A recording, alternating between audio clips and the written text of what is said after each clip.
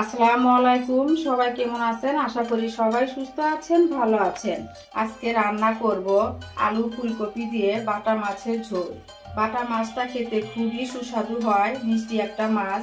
আর এই বাটা মাছের ঝোলটা গরম ভাতের সাথে খেতে কিন্তু দারুণ লাগে। এখানে আমি বাটা মাছ নিয়েছি, মাছটা খুব সুন্দর করে কেটে ধুয়ে পরিষ্কার করে নিয়েছি, পানি ঝরিয়ে নিয়েছি। এখন আমি দিয়ে দেব হাফ চামচ পরিমাণ লাল মরিচের গুঁড়ো, দিয়ে দিব হাফ চামচ পরিমাণ হলুদের গুঁড়ো, দিয়ে দিলাম অল্প করে একটু সরিষার তেল। এখন আমি মাছটা খুব ভালোভাবে মেখে নেব। মাছটা মাখানো আমার হয়ে গিয়েছে, এখন আমি মাছটা ভেজে নেব। খুব সুন্দরভাবে কিন্তু মেখে নিয়েছি হলুদ মরিচ লবণ দিয়ে। দিয়ে দিলাম পরিমাণ মতো রান্নার সাদা তেল।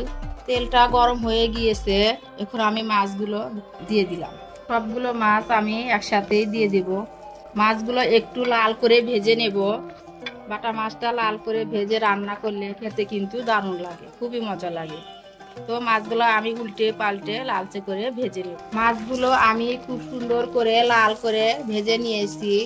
আমি মাছগুলো উঠিয়ে নেব। সবগুলো মাছ আমি উঠিয়ে নিয়েছি। এই তেলের ভিতরে আমি দিয়ে দিলাম ফুলকপিগুলো। প্রথমে আগে ফুলকপিগুলো আমি ভেজে নেব। দিয়ে দিলাম হাফ চামচ পরিমাণের চেয়েও একটু লবণ কম, সামান্য কিছু হলুদের গুঁড়ো। এখন আমি ফুলকপিটা ভালোভাবে হলুদ মরিচ দিয়ে মিশিয়ে নিয়ে একটু লাল করে ভেজে নেব। কপিগুলো আমি লাল লাল করে ভেজে নিয়েছি, এতে আর বেশি ভাজা যাবে না। সবগুলো ফুলকপি আমি উঠিয়ে নিয়েছি। এখন কেটে রাখা আলুগুলো দিয়ে দিলাম। এখন আমি সামান্য পরিমাণ লবণ দিয়ে দিলাম, হাফ চামচের একটু কম হলুদ দিয়ে দিলাম। আলুটাকে আমি লাল করে একটু ভেজে নেব। যারা আমার ভিডিওটি দেখছেন প্লিজ দেখার শুরুতেই একটি লাইক দিয়ে দেবেন।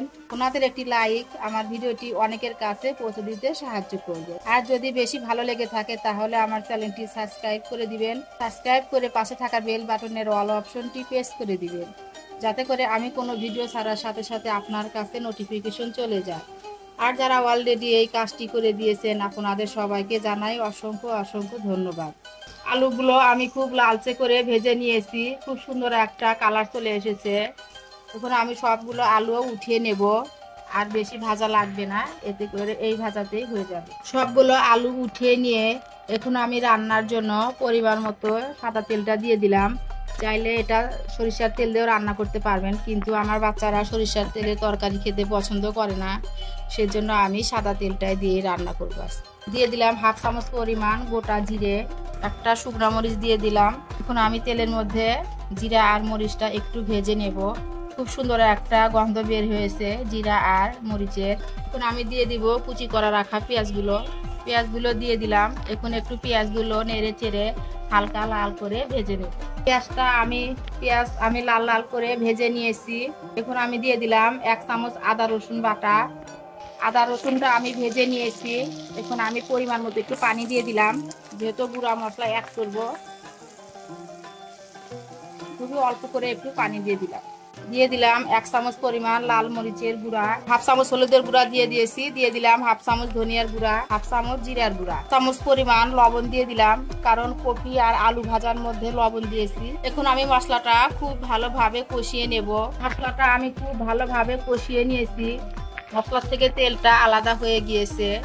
এখন আমি দিয়ে দিলাম 4-5টা কাঁচামরিচ ফালি দিয়ে একটু নেড়ে চেড়ে নিলাম। এখন আমি ভেজে রাখা কফি আর আলুগুলো দিয়ে দিলাম একটা টমেটো। এখন আমি 2-3 মিনিট একটু নেড়ে চেড়ে মশলাটার সাথে ফুলকপি আর আলুটা ভেজে নেব। এই পর্যায়ে খুবই অল্প একটু পানি দিব, আবারও একটু নেড়ে চেড়ে মিশিয়ে নিলাম। এখন আমি ঢাকনা দিয়ে ঢেকে কষিয়ে নেব। খুব সুন্দরভাবে আমি কষিয়ে নিয়েছি। এখন আমি পরিমাণ মতো ঝোল দিয়ে দেব। এখানে আমি পরিমাণ মতো ঝোলের জন্য পানি দিয়ে দিলাম, দিয়ে নেড়ে চেড়ে একটু মিশিয়ে নিলাম। আবারও আমি ঢেকে দিয়ে দিব, বলক আসা পর্যন্ত অপেক্ষা করব। ঢাকনাটা আমি উঠিয়ে নিলাম, নিয়ে একটু নেড়ে চেড়ে দিলাম। ঝোলের পানিটা বলক চলে এসেছে। এখন আমি ভেজে রাখা মাছগুলো দিয়ে দেব। সবগুলো মাছ আমি দিয়ে দিলাম। এখন আমি আবারও একটু ঢাকনা দিয়ে ঢেকে দিব। ফিরে আসবো কিছুক্ষণ পর। ফিরে এলাম 2 মিনিট পর। তরকারিটা আমার হয়ে গিয়েছে। এখন আমি ধনিয়া পাতা কুচি দিয়ে দিব। খুব সুন্দর একটা কালার হয়েছে, দেখতেই পাচ্ছেন। 2টা কাঁচামরিচ দিয়ে দিলাম, আস্ত কাঁচামরিচ, সুন্দর একটা ফ্লেভারের জন্য। আর দিয়ে দিলাম আমি ধনিয়া পাতা কুচি করা। লবণটা আমি অফ ক্যামেরায় চেক করে নিয়েছি, লবণটা ঠিক আছে। এখন আমি 2 মিনিট ফুটিয়ে নেব। ঢাকনা দিয়ে 1 থেকে 2 মিনিট ফুটিয়ে চুলাটা আমি অফ করে দিব।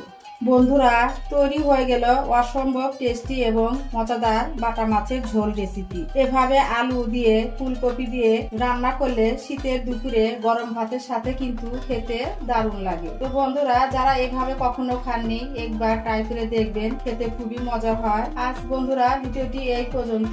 সবাই ভালো থাকবেন, সুস্থ থাকবেন। পরবর্তী ভিডিও দেখার আমন্ত্রণ রইল। আল্লাহ হাফেজ। আসসালামু আলাইকুম।